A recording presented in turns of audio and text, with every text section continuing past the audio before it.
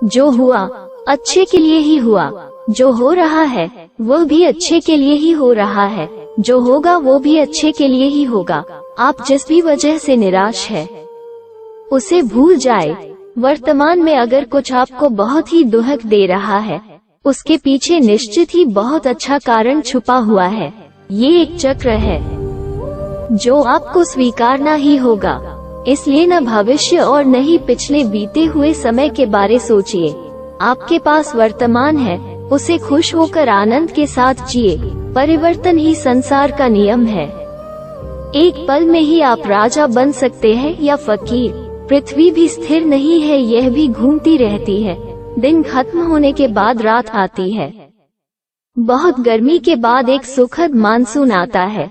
ये बातें इस कथन की पुष्टि करती है कि परिवर्तनशीलता संसार का नियम है, इसलिए उन बातों और वस्तुओं के लिए दुखी होने की आवश्यकता नहीं है जो निश्चित नहीं है। परिवर्तन स्वीकार करना आपको हर कठिन परिस्थिति में खुश रहने की शक्ति देता है। ध्यान, मेडिटेशन से मन एक दीपक की लौ की तरह अटूट हो जाता है। हमारी समस्या यह है कि हम खुद को ही नहीं जानते। हम में से ज्यादातर लोगों ने खुद से कभी मिलने की कोशिश ही नहीं की। मेडिटेशन हमें खुद से मिलाता है और जब हम खुद को जान जाते हैं तो हमें पता चलता है कि जिंदगी जादुई है।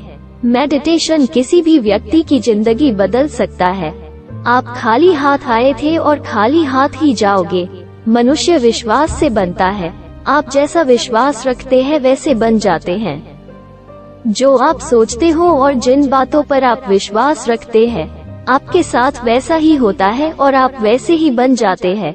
अगर विश्वास करते हो कि आप एक खुश मिजाज व्यक्ति हो, तो आप खुश रहेंगे और अगर नकारात्मक विचार लाएंगे तो आप दुखी हो जाओगे।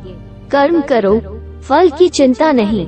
भगवद गीता की यह पंक्ति हम सभी के लिए बहुत ही महत्वपूर्ण है।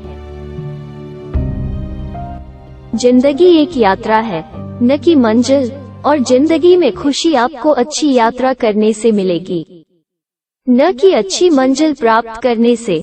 संदेह के साथ कभी भी खुशी नहीं मिल सकती, न इस लोक में न परलोक में। संशय के साथ हमारे दिमाग पर एक अस्पष्ट विचारों का पर्दा आ जाता है।